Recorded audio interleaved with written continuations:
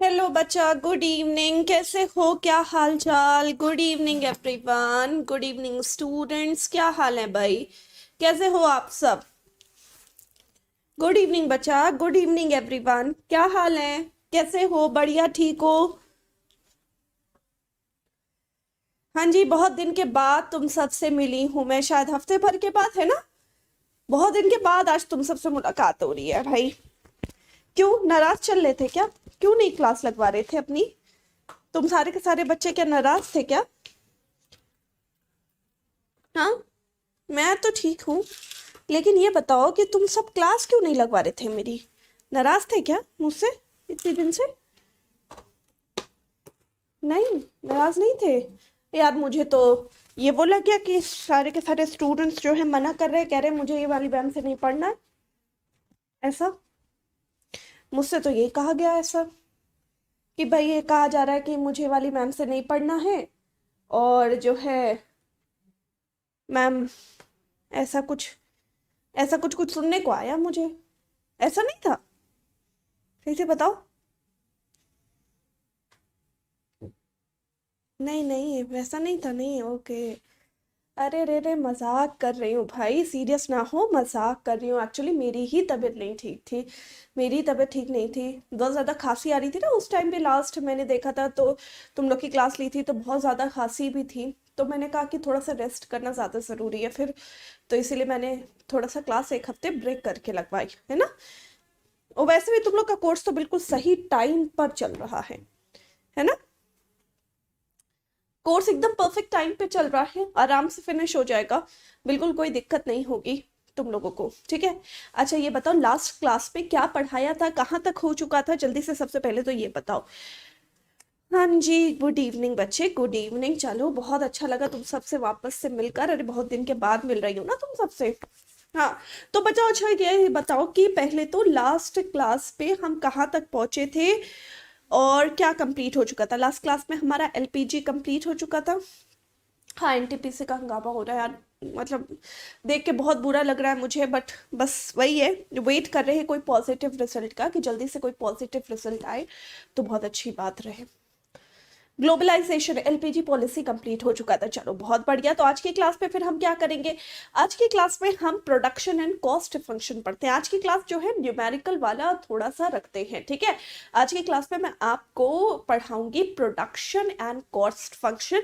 इससे रिलेटेड आपके एग्जाम में जो क्वेश्चंस पूछे जाते हैं वो टफ पूछे जाते हैं, तो इससे हल्के, इस टॉपिक को हल्के में मत लेना। वैसे तो इकोनॉमिक्स में मैं हर एक टॉपिक के शुरू में यही कहती हूँ कि इस टॉपिक को हल्के में मत लेना, इस टॉपिक को हल्के में मत लेना। अब तुम लोग सोचते हो कि मैम तो पूरी इकोनॉमिक्स ही को टफ कहती है ना? लेकिन ये टॉपिक है थोड़ा सा, मतलब ज्यादा टफ है मेरे हिसाब से, मुझे ऐसा लगता है। क्योंकि बच्चों को हमेशा इस टॉपिक को समझने में ज्यादा दिक्कत होती है। तो कोशिश करूंगी कि मैं तुम लोग को अच्छे से समझा पाऊं, है ना? गुड इवनिंग बच्चा, गुड इवनिंग एवरीवन। चलिए, तो हेडिंग डालो प्रोडक्शन एज कॉस्ट फंक्शन। आज की क्लास हमारी किसकी है? ओहो,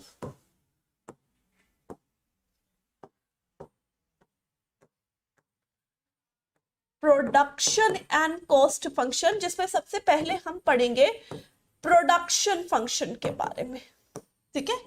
आज का टॉपिक सबसे पहले तो प्रोडक्शन फंक्शन का टॉपिक फिनिश करेंगे, फिर हम कॉस्ट फंक्शन का टॉपिक करेंगे, ठीक है? गुड इवनिंग बच्चा। ये कौन है? धीरज कोहली, जिसका अब मॉर्निंग हो रहा है। बच्चे बहुत गलत टाइम पे चल रहे हो तुम, बहुत गलत टाइम पे चल रहे हो। ये तुम्हारा मॉर्निंग हो रहा है, बहुत गलत बात है। चलो थोड़ा सा पहले पानी पी लो फिर स्टार्ट करती हूँ। हाँ, एलपीजी कंप्लीट हो चुका है। नो,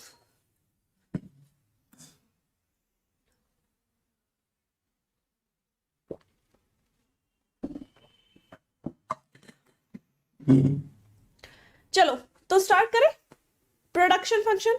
सबसे पहले तो आपसे पहले लाइन से ही यहां पर क्वेश्चन पूछ लिया जाता है, व्हाट इज प्रोडक्शन फंक्शन? सीधा क्वेश्चन आपसे पूछ लिया जाएगा, भाई प्रोडक्शन फंक्शन का मतलब क्या है?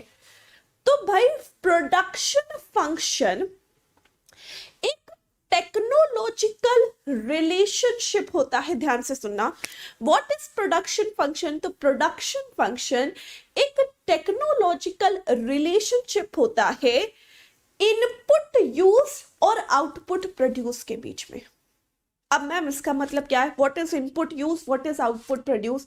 तो देखो यहां पर मैंने दो शब्द कहे, ठीक है। ये क्या है? मैंने कहा ये एक टेक्नोलॉजिकल रिलेशनशिप है, ठीक है। अच्छा ये किसका रिलेशनशिप है? ये है input used and output produce. Input used और आउटपुट प्रोड्यूस्ड के बीच का फंक्शन को हम कहेंगे प्रोडक्शन फंक्शन। अब यहां पर सबसे पहले व्हाट इज इनपुट? इनपुट यहां पर इसका मतलब होता है फैक्टर्स ऑफ प्रोडक्शन। इनपुट शब्द का मतलब क्या होता है? इनपुट शब्द का मतलब होता है factors of production. Factors of production यानी हम जितनी भी चीजें इस्तेमाल करते हैं एक प्रोडक्ट को बनाने के लिए, जैसे फॉर एग्जांपल लैंड हो गया, लेबर हो गया, कैपिटल हो गया, रॉ मटेरियल हो गया, यानी हमने कितने इनपुट लगाए, यानी कितने फैक्टर ऑफ प्रोडक्शन लगाए, कितना इनपुट लगाकर हम उससे कितना आउटपुट प्रोड्यूस कर पा रहे। आउटपुट का मतलब क्या है? यहाँ पर आउटपुट का मतलब होता है प्रोडक्शन। यानी फॉर एग्जांपल हमने 100 लेबर लगाकर मान लो 500 प्रोडक्ट प्रोड्यूस करा, तो 100 लेबर लगाकर 500 प्रोडक्ट का प्रोडक्शन। तो ये जो टेक्नोलॉजिकल रिलेशनशिप है, इनके बीच का जो संबंध है उसे हम क्या कहते हैं? प्रोडक्शन फंक्शन के नाम से जानते हैं। उसे हम क्या कहते हैं बच्चे? प्रोडक्शन फंक्शन के नाम से जानते हैं। तो सबसे पहली चीज ध्यान रखना कि प्रोडक्शन फंक्शन, ये सीधे लाइन से क्वेश्चन आ चुका है। What is production function? तो प्रोडक्शन फंक्शन एक टेक्नोलॉजिकल रिलेशनशिप होता है कि हम कितना इनपुट लगाकर और कितना आउटपुट प्रोड्यूस करें, कितना फैक्टर्स ऑफ प्रोडक्शन लगाकर, कितना लैंड लेबर कैपिटल लगाकर, कितना अपनी तरफ से जो है फैक्टर्स ऑफ प्रोडक्शन, कितने केजी हमने मान लो 100 केजी रॉ मटेरियल लगा दिया, 100 लेबर लगा दिए, एक लैंड यूज कर लिया, ये यूज करके हमें कितना आउटपुट प्रोड्यूस हो पा रहा है, that is known as production function. अब प्रोडक्शन फंक्शन में शुरू करने के लिए मैं आपको यहां पर दो शब्द का मतलब पहले बता देती हूं। एक शब्द को हम कहते हैं लॉन्ग रन और एक शब्द को हम कहते हैं शॉर्ट रन। एक को हम क्या कहेंगे? एक को हम कहेंगे लॉन्ग रन और एक को हम क्या कहेंगे? Short run. अब लॉन्ग रन और शॉर्ट रन के बीच में डिफरेंस क्या होता है? तो पहले ध्यान से सुनिएगा। शॉर्ट रन यानी एक ऐसा कंडीशन, एक ऐसी सिचुएशन जहां पर फर्म, कोई भी एक इंडस्ट्री, कोई भी एक फर्म अपने सारे फैक्टर्स ऑफ प्रोडक्शन को वैरी नहीं कर सकते। यानी यहां पर अपने सारे इनपुट्स को, फैक्टर ऑफ प्रोडक्शन यानी इनपुट, अभी तो मैंने आपको बताया। तो ऐसी कंडीशन, ऐसी सिचुएशन जहां पर सारे इनपुट को हम वैरी नहीं कर सकते हैं, यानी यहां पर एक होता है फिक्स्ड इनपुट और एक होता है वेरिएबल इनपुट। यानी फिक्स्ड यानी जो कि रहेगा ही रहेगा, तो प्रोडक्शन करो या तुम प्रोडक्शन ना करो, एक फिक्स्ड इनपुट तुम्हारे लिए हमेशा रहेगा ही रहेगा। और एक होगा वेरिएबल इनपुट। वेरिएबल इनपुट यानी तुम जितना प्रोडक्शन कर रहे हो तो वेरिएबल इनपुट इस्तेमाल होगा, प्रोडक्शन नहीं कर रहे हो तो वेरिएबल इनपुट इस्तेमाल नहीं होगा। ठीक है, तो शॉर्ट रन यानी एक ऐसी कंडीशन जहां पर एक इंडस्ट्री, एक फर्म अपने सारे इनपुट को वेरी नहीं कर सकती। यहां पर एक होगा फिक्स्ड इनपुट और एक होगा वेरिएबल इनपुट। फिक्स इनपुट यानी ये इररिस्पेक्टिव होगा प्रोडक्शन से, इररेस्पेक्टिव होगा प्रोडक्शन से, मतलब क्या है, इररेस्पेक्टिव होगा प्रोडक्शन से माने आप प्रोडक्शन करो, आप प्रोडक्शन ना करो, कोई मतलब नहीं है। आप प्रोडक्शन कर भी रहे हो, आप प्रोडक्शन नहीं भी कर रहे हो, कोई मतलब नहीं है। ये आपको देना ही देना है, ये आपको लगाना ही लगाना है। That is fixed input. Variable input क्या होता है? वेरिएबल इनपुट यानी यहां पर प्रोडक्शन के हिसाब से वैरी होगा, यानी तुम जितना प्रोडक्शन करोगे उतना यहां पर वेरिएशन होगा, तो that is known as variable input. लेकिन वहीं पर लॉन्ग रन यानी एक ऐसी सिचुएशन जहां पर फर्म अपनी सारी की सारी इनपुट को वैरी कर सकती है, यानी यहां पर जितने भी फैक्टर्स ऑफ प्रोडक्शन है सब वेरिएबल होंगे, यानी यहां पर फिक्स्ड इनपुट नहीं होगा, और यहां पर फिक्स्ड इनपुट भी होगा और वेरिएबल इनपुट भी होगा। देखो, एक कंपनी या एक फर्म लॉन्ग रन में चल रही है या शॉर्ट रन में चल रही है, ये हम टाइम पीरियड में डिसाइड नहीं कर सकते कि अगर 1 साल से कम है तो शॉर्ट रन है, 1 साल से ज्यादा है तो लॉन्ग रन है। हम ऐसे नहीं कर सकते, हमें देखना पड़ेगा ऐसे कि अगर एक फर्म में सारे फैक्टर ऑफ प्रोडक्शन वेरिएबल हैं, अगर एक फर्म में सारे फैक्टर ऑफ प्रोडक्शन क्या है, वेरिएबल है, तो ये हमारे लिए क्या हो जाएगा, लॉन्ग रन हो जाएगा। और अगर एक फर्म में सारे फैक्टर्स ऑफ प्रोडक्शन वेरिएबल नहीं है, यानी कुछ है फिक्स्ड और कुछ है वेरिएबल, यानी फिक्स्ड इनपुट भी है और वेरिएबल इनपुट भी है, तब वो हमारे लिए क्या कहलाएगा, तब वो हमारे लिए शॉर्ट रन कहलाएगा। इतना समझ में आया? हाँ जी, इतना समझ में आया? हाँ या ना का बताओ जल्दी से, पहले इतना समझ में आया? ठीक है, ओके। अब यहां पर हम बात करते हैं 3 चीजों की। लॉ पढ़ाने से पहले मैं आपको प्रोडक्शन फंक्शन का लॉ पढ़ाऊं, लॉ पढ़ाने से पहले मैं आपको 3 शब्द का मतलब बता देती हूं।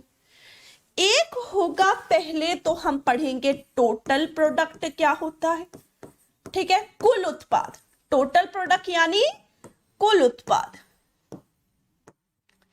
ठीक है। फिर एक हम पढ़ेंगे क्या, एक पढ़ेंगे यहां हमारे लिए होगा मार्जिनल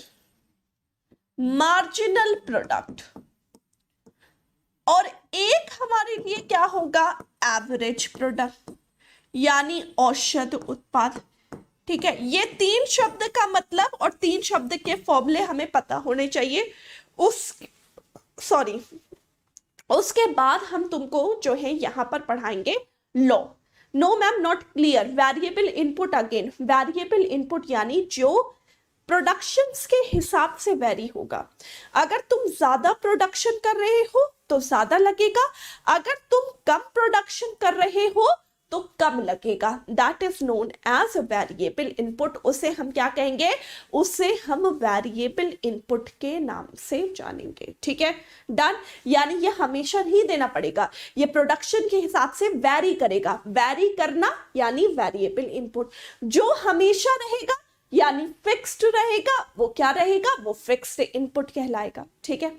अब यहां पर 3 शब्द लिखे हैं मैंने। एक लिखा है मैंने टोटल प्रोडक्ट, एक लिखा है मैंने मार्जिनल प्रोडक्ट, और एक लिखा है मैंने एवरेज प्रोडक्ट। बहुत इंपॉर्टेंट है, ध्यान से सुनिएगा। सबसे पहले व्हाट इज टोटल प्रोडक्ट?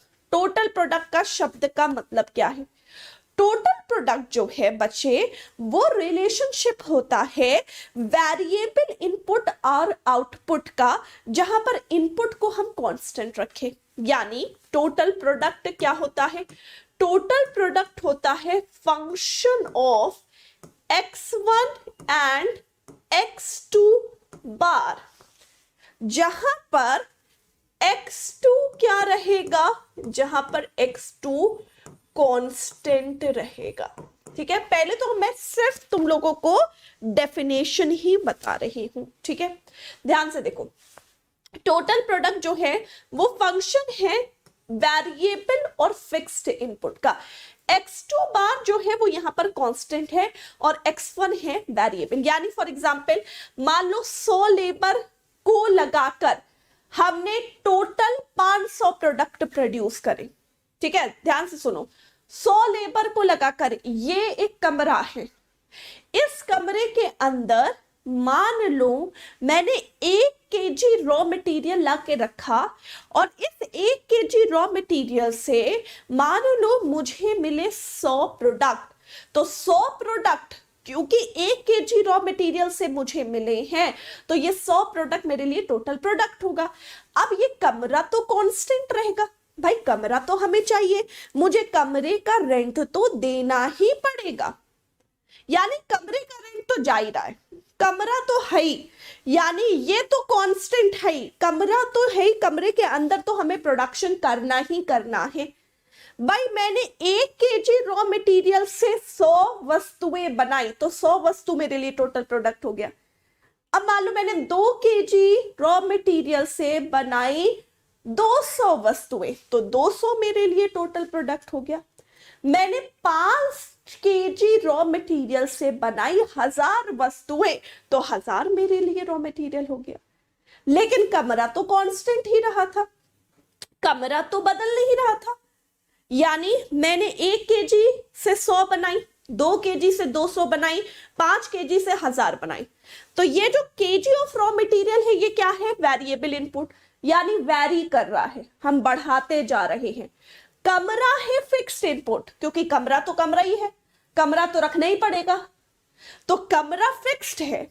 ये कमरा लगाया, इसके साथ मैंने वहां पर 1 केजी लगाए वेरिएबल इनपुट, 2 केजी लगाई वेरिएबल इनपुट, 3 केजी लगाई वेरिएबल इनपुट, यानी वेरिएबल इनपुट लगाकर हम कितना आउटपुट प्रोड्यूस कर पा रहे हैं, तो ये हमारे लिए टोटल प्रोडक्ट है। ठीक है, नेक्स्ट हम बात करते हैं, अभी ध्यान से सुनते रहो।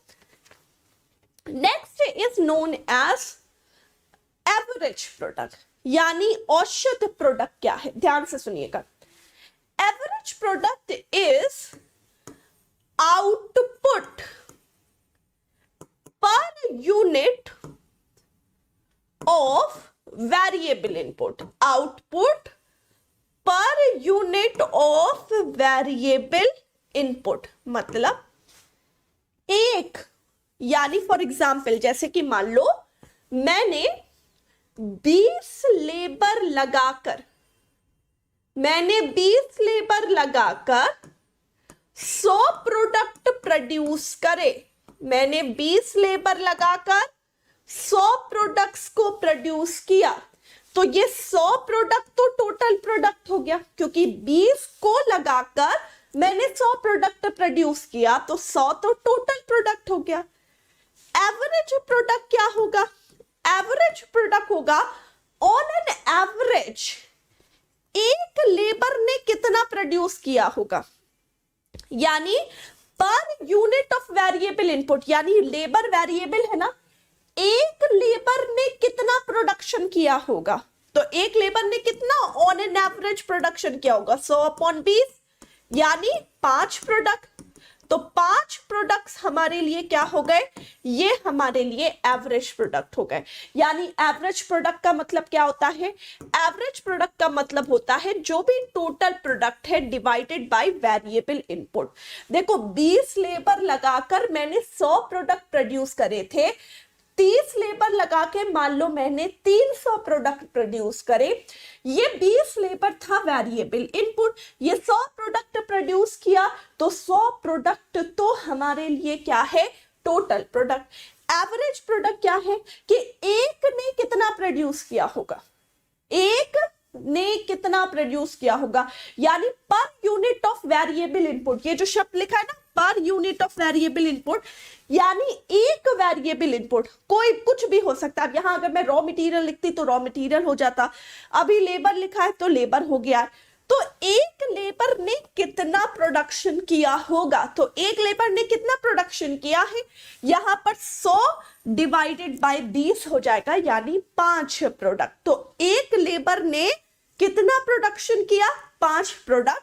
तो 5 प्रोडक्ट हमारे लिए क्या हो गया, average product. Average product is equals to total product divided by variable input. इतना समझ में आ गया, इतना समझ में आ गया।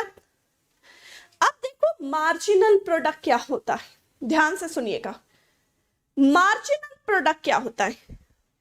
मार्जिनल प्रोडक्ट कहता है change in output, change in output per unit change in input.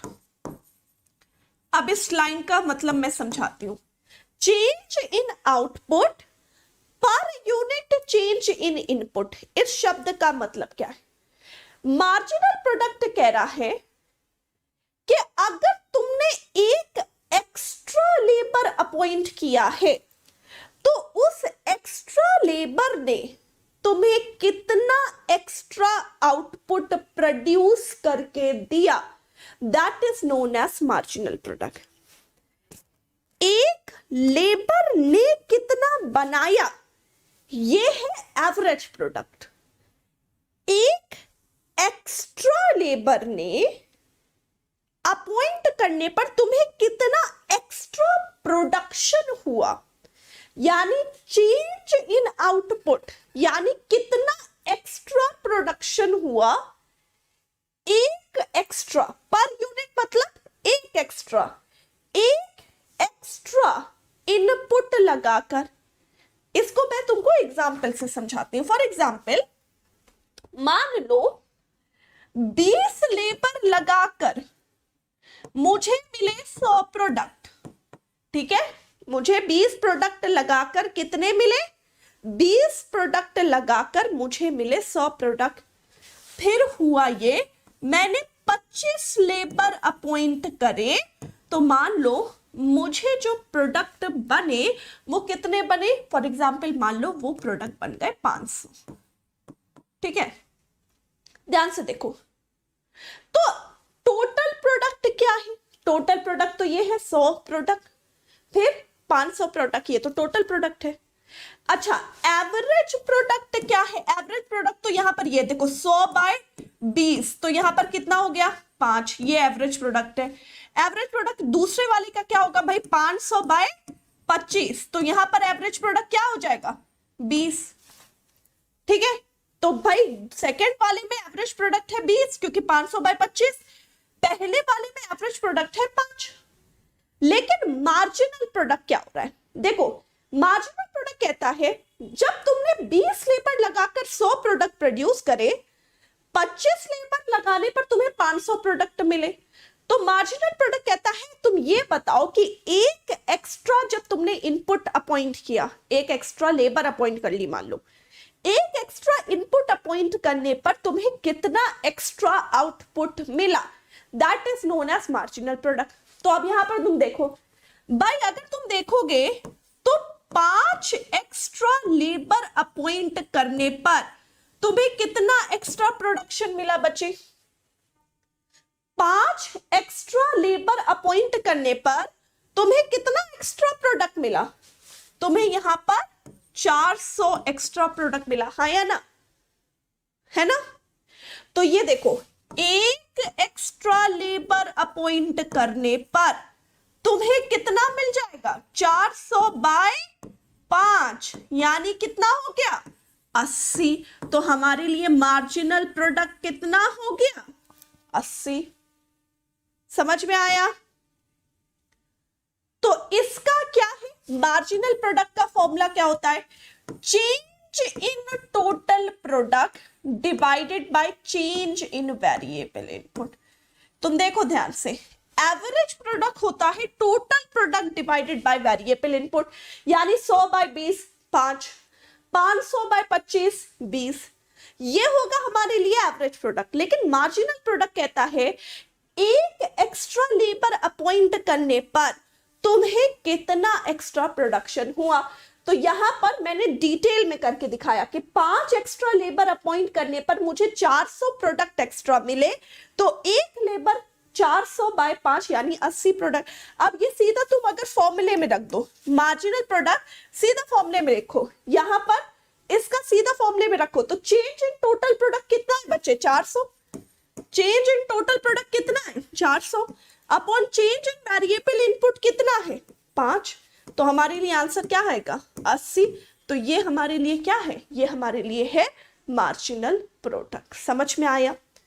3 शब्द जो हैं यहां पर, टोटल प्रोडक्ट, एवरेज प्रोडक्ट और मार्जिनल प्रोडक्ट। अच्छे से समझ में आया?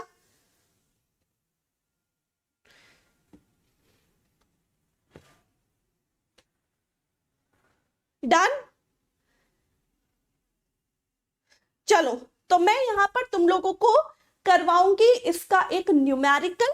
पहले इतना लिखो, मैं करवाऊंगी इसका न्यूमेरिकल, फिर उसके बाद पहले ये लिखो, लिख के कंप्लीट करो, फिर मैं इसका न्यूमेरिकल करवाऊंगी। ठीक है? चलो लिखो बच्चे, लिख के कंप्लीट करो।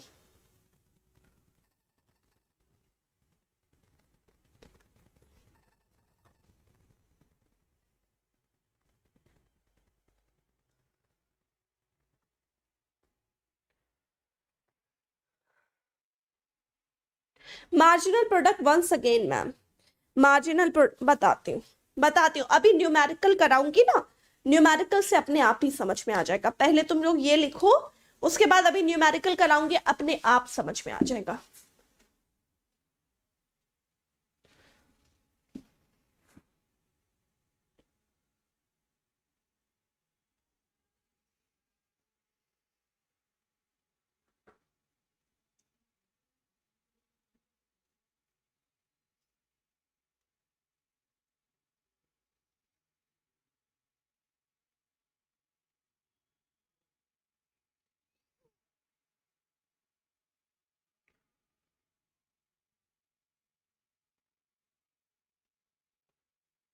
लिख लिया बच्चे?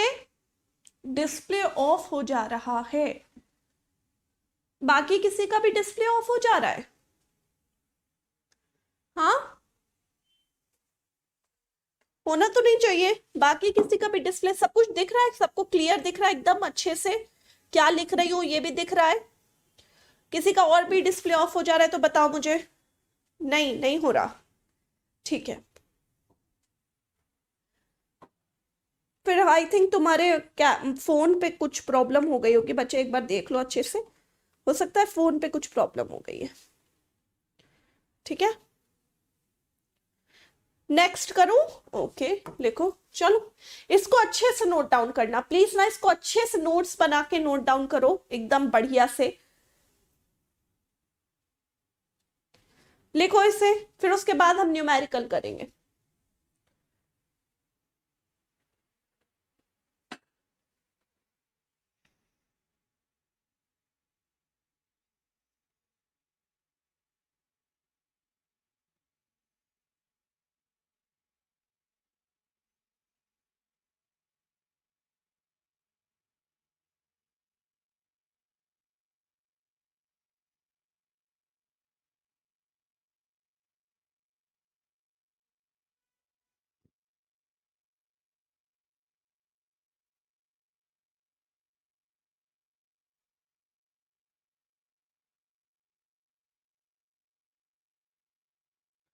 डन है मैम? पीडीएफ प्रोवाइड करवा दीजिएगा। वो तो ऑफ कोर्स करवा दूंगी, बट लिख लो।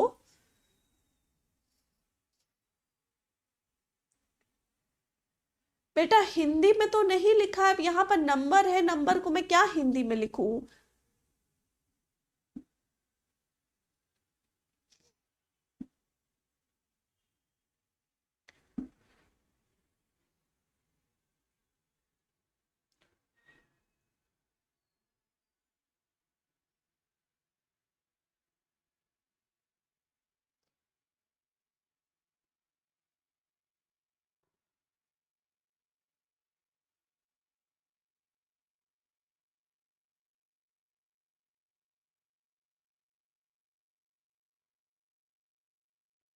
डन है बच्चा?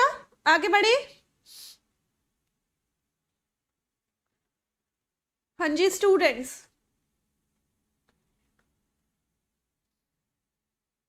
डन है, सब एक बार कह दो डन है, तो फिर उसके बाद मैं आगे बढ़ू।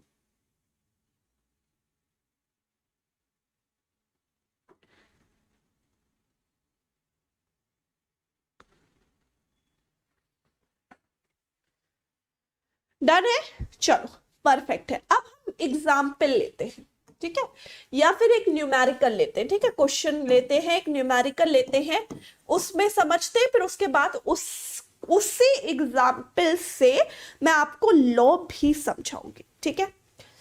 तो यहां पर मैं लिख दे रही हूं फैक्टर वन। फैक्टर वन यानी x1। x1 क्या होता है? वेरिएबल होता है। 1 2 3 4 5 6, ठीक है।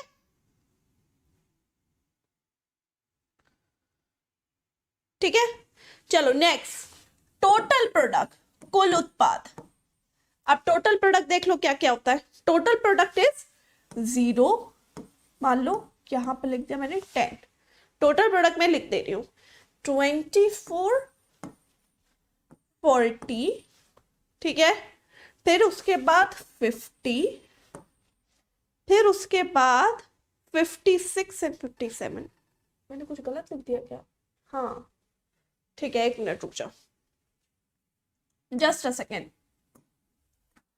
एक्चुअली 0 से स्टार्ट करते हैं हम, ठीक है, वेरिएबल इनपुट 0 से स्टार्ट करते हैं तो ज्यादा अच्छे समझ में आएगा तुम्हें। 0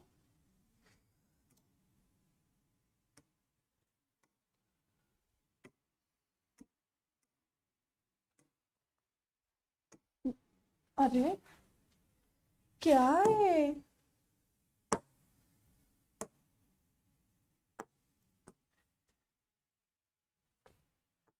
0 1 2 3 4 5 6, ठीक है।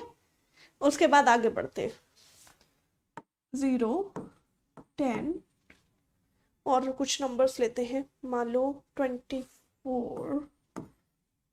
40, फिर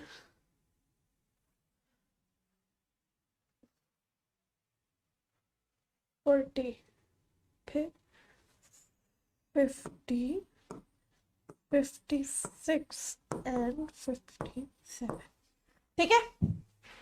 यहां पर मैंने दो चीज लिख दी है, देखो, एक मैंने लिख दिया है टोटल प्रोडक्ट, एक मैंने लिख दिया है वेरिएबल इनपुट। अब हमें दो चीज निकालनी है यहां पर। एक चीज तुम्हें निकालनी है मार्जिनल प्रोडक्ट, फिर तुम्हें निकालना है एवरेज प्रोडक्ट। अब तो निकाल सकते हो, हाँ या नहीं? ये तो निकाल सकते हो सारे के सारे बच्चे, यस और नो? निकाल सकते हो या नहीं? पहले एक बार कोशिश करो, पहले अच्छा एक बार निकालने की कोशिश करो, उसके बाद मैं तो निकालूंगी। ये मैंने फैक्टर्स लिख दिया, ये मैंने टोटल प्रोडक्ट लिख दिया, मार्जिनल और एवरेज प्रोडक्ट निकालना है। हाँ जी, निकालने की कोशिश करो। कोई बात नहीं सार्थक बेटा, कोई बात नहीं, चलो पहले निकालने की कोशिश करो, एक बार ना निकालने की कोशिश करो। मैं आपको 2 मिनट देती हूं, सारे के सारे स्टूडेंट ट्राई ट्राई करो, उसके बाद मैं तो करवाऊंगी करवाऊंगी।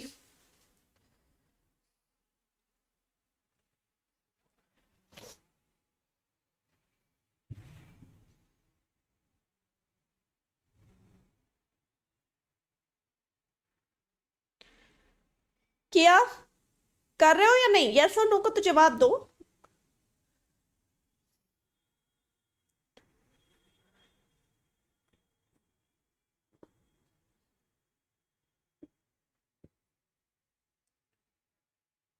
चलो ठीक है, हाँ जी, सबसे पहले marginal product. What is marginal product? Marginal product कहता है एक एक्स्ट्रा लेबर या एक एक्स्ट्रा वेरिएबल इनपुट से तुम्हें कितना एक्स्ट्रा आउटपुट मिला, that is known as marginal product. उससे हम क्या कहते हैं? उसे हम मार्जिनल प्रोडक्ट के नाम से जानते हैं, ठीक है।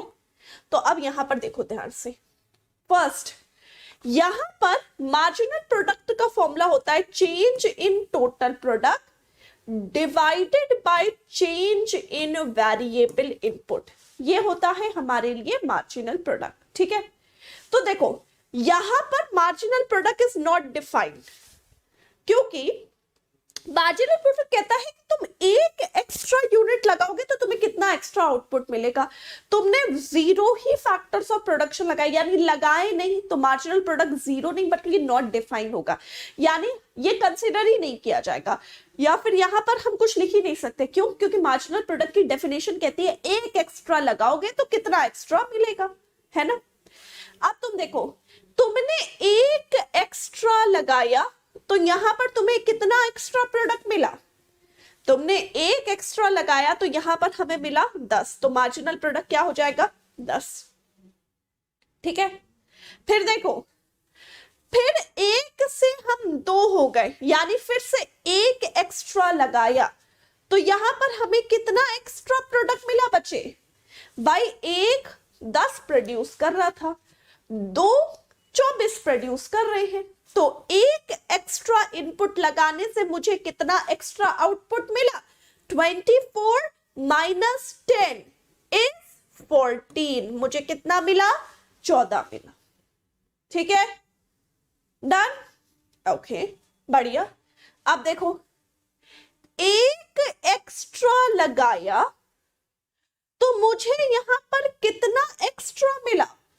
40 माइनस 24। हाँ जी बच्चे, तो कितना आपको एक्स्ट्रा मिला? 40 माइनस 24 इज 16। भाई 14 से 24 माइनस करो, 16 आएगा। क्यों? क्योंकि 2 24 प्रोड्यूस कर रहे थे, 3 40 प्रोड्यूस कर रहे हैं, तो एक एक्स्ट्रा कितना प्रोड्यूस करेगा? 16। बिल्कुल।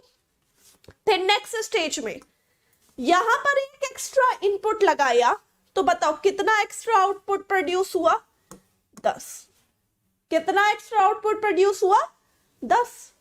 फिर एक एक्स्ट्रा लगाया तो यहां पर कितना एक्स्ट्रा प्रोड्यूस हुआ? 6। फिर एक एक्स्ट्रा लगाया तो यहां पर कितना एक्स्ट्रा प्रोड्यूस हो गया बच्चे? कितना? 1। तो ये हमारे लिए हो गया मार्जिनल प्रोडक्ट। समझ में आ गया? ये हमारे लिए क्या हो गया? Marginal product. सबको अच्छी तरीके से, ये तो इसमें तो कोई दिक्कत नहीं हुई होगी। अब what is average product? Average product बच्चे क्या कहता है? एवरेज प्रोडक्ट तो हमसे कहता है कि भाई तुमने total, what is average product? Average product हमसे क्या कहता है? एवरेज प्रोडक्ट हमसे कहता है कि हमने कितना, एक पर यूनिट कितना प्रोड्यूस किया है। ठीक है, तो यानी total product divided by variable input, that is known as marginal product. ठीक है, तो भाई यहां पर देखो 0 0 0 बाई 0 कुछ नहीं, 0। ठीक है, फिर देखो 10 बाय 1 10 डिवाइडेड बाय 1 इज 10। ठीक है, okay, next 24 divided by 2 is 12। ठीक है, नेक्स्ट देखो, चलो देखो 40 डिवाइडेड बाय 3। हाँ जी बच्चे आंसर दो, 40 डिवाइडेड बाय 3 कितना होता है? 40 डिवाइडेड बाय 3 बच्चे इज 13.33 समथिंग, यही होगा। फिर देखो 50 डिवाइडेड बाय 4, 50 बाय 4 कितना हुआ? हाँ जी बच्चे, 50 डिवाइडेड बाय 4 इज 12.5, 12.5। ठीक है, next 56 divided by 5, total product is 56, 56 divided by 5 is 11.2। और लास्ट 57 डिवाइडेड बाय 6 कितना आएगा बच्चे? ये आएगा 9.5। तो ये हमारे लिए क्या हो गया? ये हमारे लिए एवरेज प्रोडक्ट हो गया। ठीक है, तो अब डिफरेंस समझ में आया टोटल प्रोडक्ट, एवरेज प्रोडक्ट और मार्जिनल प्रोडक्ट के बीच में। इस एग्जाम्पल से अच्छे से डिफरेंस समझ में आया? हाँ या ना? पहले ही बताओ। इस एग्जाम्पल से अच्छे से तुम लोगों को समझ में आया कि टोटल प्रोडक्ट, एवरेज प्रोडक्ट और मार्जिनल प्रोडक्ट के बीच में डिफरेंस क्या होता है? सबको समझ में आ गया?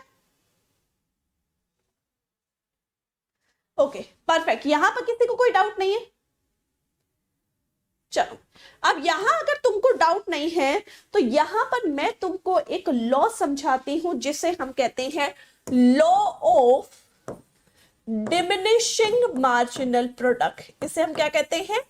Law of diminishing marginal product. अब law of diminishing marginal product या फिर इसी को हम लॉ ऑफ वेरिएबल प्रोपोर्शन भी कहते हैं। इसी को हम क्या कहते हैं? Law of variable proportion. ठीक है, अब यहां पर ध्यान से देखिएगा, law of diminishing marginal product या फिर लॉ ऑफ वेरिएबल प्रोपोर्शन आखिर हमारे लिए क्या होता है? ये कहता है अगर हम एम्प्लॉयमेंट को इंक्रीज करते रहेंगे, ये क्या कहता है?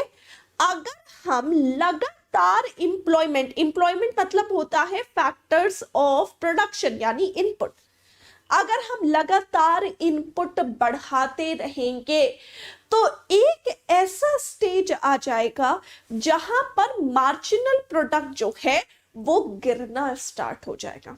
यानी इस लॉ का मतलब ये है, ये लॉ हमें ये समझाने की कोशिश करता है कि एक फर्म में ऐसा नहीं होता कि बस तुम ज्यादा, मतलब ऐसा कॉन्सेप्ट नहीं होता कि तुम ज्यादा लेबर अपॉइंट करते रहो तो तुम्हें फायदा ही होगा। नहीं, फर्म में ये होगा, इंडस्ट्री में ये होता है, तुम जब तक के वेरिएबल इनपुट्स को बढ़ाओ, जब तक के तुम ज्यादा वेरिएबल इनपुट को बढ़ाओ, जब तक तुम्हारा मार्जिनल प्रोडक्ट बढ़ रहा है, बस वहीं तक तुम्हें प्रॉफिट होगा। अगर तुमने उससे ज्यादा इंप्लॉयमेंट जनरेशन करने की कोशिश करी या फिर उससे ज्यादा तुमने लगाने की कोशिश करी तो अब एक ऐसी स्टेज आ जाएगी जहां पर वो जो एक्स्ट्रा लेबर तुम अपॉइंट कर रहे हो वो तुम्हारे लिए कोई फायदे का नहीं रह जाएगा।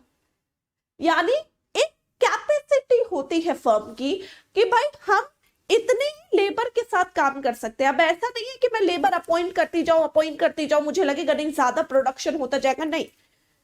वो कह रहा है कि तुम लगातार एम्प्लॉयमेंट जनरेट करती जाओगी तो एक ऐसा स्टेज आ जाएगा जहां पर अब तुम कोई एक्स्ट्रा लेबर अपॉइंट करोगी तो वो तुम्हारे लिए फायदे का सौदा नहीं होगा। यानी तुम्हारा जो एक्स्ट्रा यूनिट बढ़नी चाहिए, यानी वो जो मार्जिनल प्रोडक्ट है वो गिरना स्टार्ट हो जाएगा।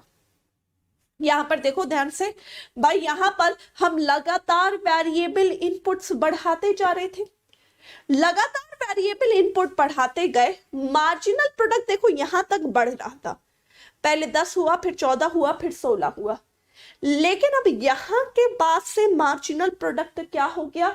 गिरना स्टार्ट हो गया। यहां तक तो बढ़ रहा था लेकिन यहां के बाद मार्जिनल प्रोडक्ट क्या हो गया? गिरना स्टार्ट हो गया।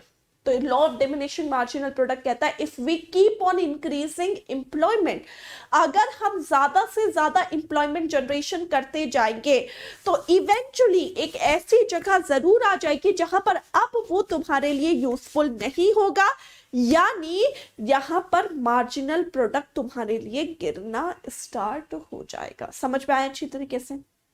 अब याद रखिएगा, law of diminishing marginal product के 3 स्टेजेस होते हैं, बहुत ध्यान से सुनिएगा, जो आपके लिए बहुत जरूरी है। एग्जाम में सीधा सीधा यहां से क्वेश्चन पूछा जाता है।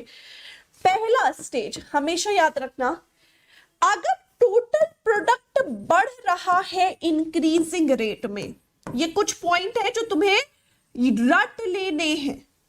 अगर टोटल प्रोडक्ट बढ़ रहा है इंक्रीजिंग रेट में तो मार्जिनल प्रोडक्ट भी बढ़ेगा, और अगर टोटल प्रोडक्ट बढ़ रहा है लेकिन डिक्रीजिंग रेट में तो मार्जिनल प्रोडक्ट क्या होगा? गिरना स्टार्ट हो जाएगा। मतलब अगर टोटल प्रोडक्ट तेजी से बढ़ रहा है तो मार्जिनल प्रोडक्ट भी बढ़ेगा, टोटल प्रोडक्ट तेजी से बढ़ रहा है तो मार्जिनल प्रोडक्ट भी बढ़ेगा।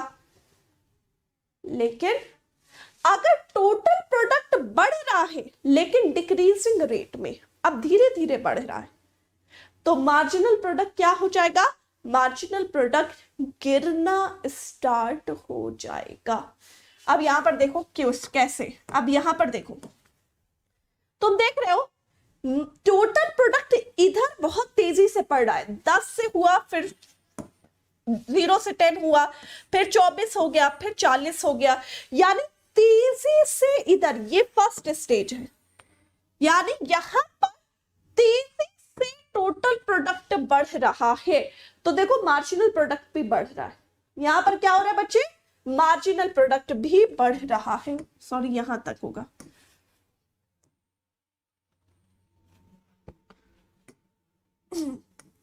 तुम देखोगे तो यहां तक तेजी से बढ़ रहा है, ये 24 तक बल्कि तेजी से बढ़ रहा है, तो मार्जिनल प्रोडक्ट भी बढ़ रहा है। अब यहां के बाद तुम देखोगे गिरना स्टार्ट हो रहा है, यहां के बाद क्या हो रहा है, यहां के बाद ये जो है गिरना स्टार्ट हो जा रहा है। अब देखो बढ़ा है धीरे धीरे, 50 से हुआ 56, धीरे बढ़ा, तो देखो मार्जिनल प्रोडक्ट क्या हो गया, डिक्लाइन होना शुरू हो गया। यानी जब तेजी से बढ़ रहा था तो मार्जिनल प्रोडक्ट भी बढ़ रहा था। अब क्या हुआ, फिर यहां पर इस पॉइंट के बाद आके क्या हो गया, इस पॉइंट के बाद आके अब मार्जिनल टोटल प्रोडक्ट बढ़ तो रहा है, लेकिन इतनी तेजी से नहीं बढ़ रहा है, ठीक है, ये इतनी तेजी से नहीं बढ़ा, अब बढ़ रहा है लेकिन धीरे धीरे बढ़ रहा है। देखो यहां से हुआ, फिर यहां हुआ 6, फिर हुआ 1, तो अब जो है मार्जिनल प्रोडक्ट यहां के बाद डिक्लाइन होना शुरू हो गया। इतना समझ में आया, हाँ या ना? ये तो पहली स्टेज थी। अब यहां दूसरी स्टेज देखो, ये तो फर्स्ट पॉइंट था जो आपको याद रखना है। दूसरे पॉइंट में कुछ चीजें हैं जो आपको याद रखना है। याद रखना, जब एवरेज प्रोडक्ट बढ़ रहा होगा, relationship between average product and marginal product, जब एवरेज प्रोडक्ट बढ़ रहा होगा मार्जिनल प्रोडक्ट ज्यादा होगा और एवरेज प्रोडक्ट कम होगा। याद रखिएगा, जब एवरेज प्रोडक्ट बढ़ रहा होगा तो मार्जिनल प्रोडक्ट हमेशा ज्यादा होगा, एवरेज प्रोडक्ट कम होगा। तुम देखो यहां पर एवरेज प्रोडक्ट कहां तक बढ़ रहा है, एवरेज प्रोडक्ट देखो ये फिर बढ़ा और फिर बढ़ा, यानी यहां तक एवरेज प्रोडक्ट बढ़ रहा है, यहां तक बढ़ रहा है, ठीक है, यहां तक एवरेज प्रोडक्ट बढ़ रहा है। तो अब तुम देखोगे कि हमेशा मार्जिनल प्रोडक्ट ज्यादा होगा, एवरेज प्रोडक्ट कम होगा, ठीक है। ये 10 है, ये 14 है, ये 12 है, ये 16 है, ये 13.33 है। यानी जब तक एवरेज प्रोडक्ट बढ़ रहा है, जब तक एवरेज प्रोडक्ट यहां पर इंक्रीज कर रहा है, मार्जिनल प्रोडक्ट ज्यादा हो रहा है और एवरेज प्रोडक्ट क्या होगा, ये 16 है, ये 13.33 है, 16 ज्यादा है, 13.33 कम है, ये 14 है, ये 12 है, यानी 14 ज्यादा है, 12 कम है, यानी यहां पर मार्जिनल प्रोडक्ट ज्यादा है और एवरेज प्रोडक्ट कम है, ठीक है। अब दूसरा पॉइंट देखो, यहीं पर एवरेज प्रोडक्ट जब घट रहा है, सेकेंड स्टेज में एवरेज प्रोडक्ट घट रहा है, 12.5, 11.2, 9.5, यहां एवरेज प्रोडक्ट क्या हो रहा है, घट रहा है। तो अब यहां पर क्या हो रहा है, अब यहां पर याद रखिएगा, जब एवरेज प्रोडक्ट घटेगा तब एवरेज प्रोडक्ट ज्यादा होगा और मार्जिनल प्रोडक्ट कम होगा। ये 10 है, ये 12.5 है, ये 6 है, ये 11.2 है, ये 9.5 है, ये 1 है। समझ में आया? यानी हमने देखा जब एवरेज प्रोडक्ट बढ़ रहा था तो मार्जिनल प्रोडक्ट ज्यादा था, एवरेज प्रोडक्ट कम था, लेकिन जब एवरेज प्रोडक्ट घट रहा है, कम हो रहा है, तो हमेशा याद रखिएगा इस समय हमेशा एवरेज प्रोडक्ट ज्यादा होगा और मार्जिनल प्रोडक्ट कम होगा। ये दोनों पॉइंट क्लियर हुए, हाँ या ना?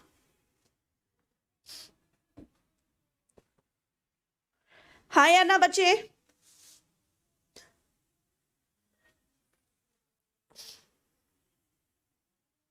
भाई सब बोलो हाँ या ना, क्लियर हुआ?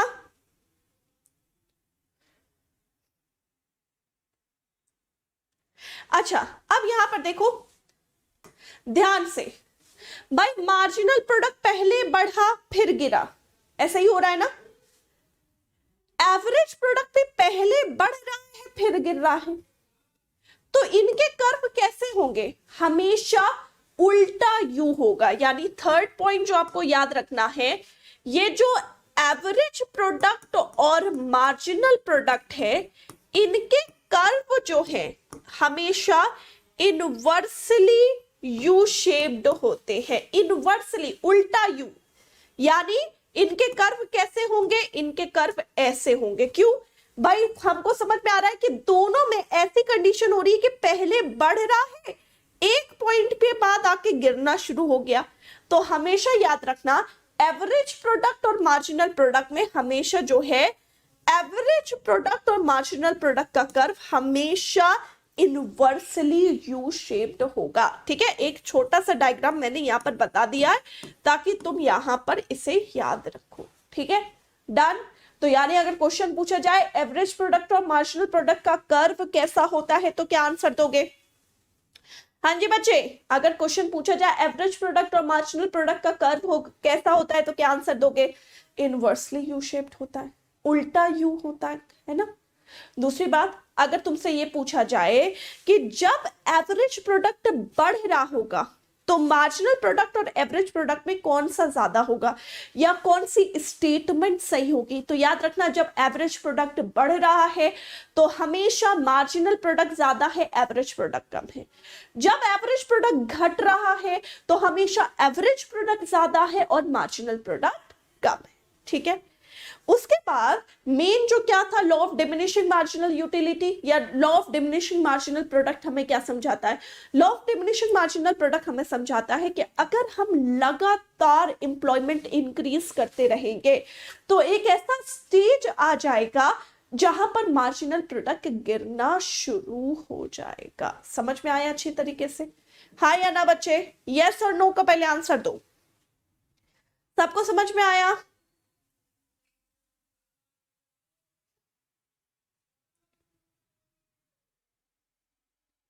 प्रदीप बच्चे, अब क्या तुमको क्या नहीं समझ में आया, डाउट पूछो।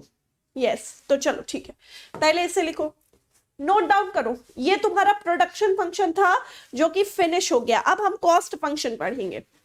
प्रोडक्शन फंक्शन कंप्लीट हो चुका है, इसे पहले लिख लो। सारे के सारे स्टूडेंट्स लिखो,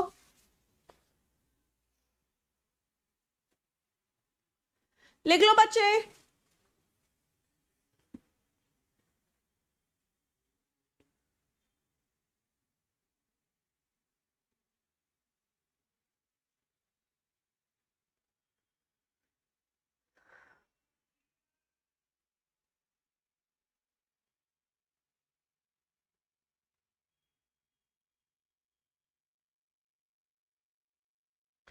डन है बच्चा?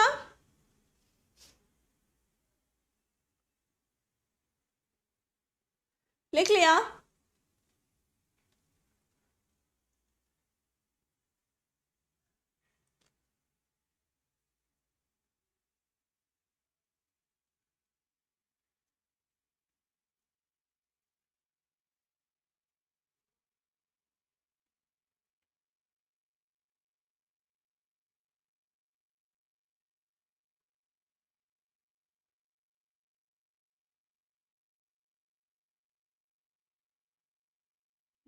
डन है? ओके, चलो नेक्स्ट पॉइंट, नेक्स्ट स्टेज, ये लिखो सबके सब बच्चे, इसे लिखो। बहुत ध्यान से इसे नोट डाउन करना, बहुत इंपॉर्टेंट है। सीधा सीधा क्वेश्चन यहां से पूछा जाता है, याद रखिएगा, सीधा सीधा सीधा सीधा क्वेश्चन पूछा जाता है, तो प्लीज इसे नोट डाउन करो।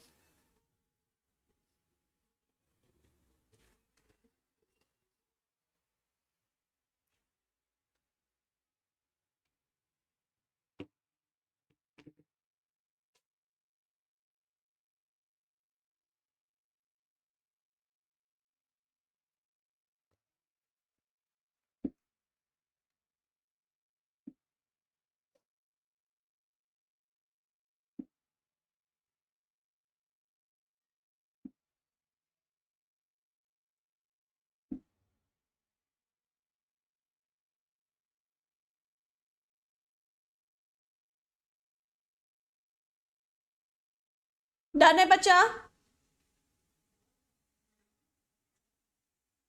बेटा एक बार ना तुम्हारे पास जब रिकॉर्डिंग आ जाए तो उसको रिपीट करके देखना। मैंने एक एक लाइन को 3 3 बार रिपीट किया है। एक बार रिकॉर्डिंग कंप्लीट करके देखना, अगर फिर भी नहीं समझ में आया तो कल की क्लास में समझाऊंगी। डन है बच्चा? ओके। तो पहले तो मुझे ये बताओ कि प्रोडक्शन फंक्शन सबको अच्छी तरीके से समझ में आया? 1 घंटा कहाँ निकल गया पता ही नहीं चला, है ना? 1 घंटा कहाँ निकल गया पता ही नहीं चला। मुझे तो नहीं पता चला, तुम लोग को पता चला क्या? बोर हुए क्लास में पढ़ के? ये 1 घंटा कहाँ निकल गया पता चला तुम लोग को? चलो, तो ये थी आज की आपकी क्लास, जो कि प्रोडक्शन फंक्शन की क्लास थी। उम्मीद करती हूं कि आज की क्लास आपको कायदे से और अच्छे से समझ में आ गई होगी। ठीक है, डन? तो फिर आज की क्लास हम यहीं पर खत्म करते हैं। नेक्स्ट क्लास यानी कल की क्लास में आप सबसे मिलती हूँ। ठीक है, डन बच्चा?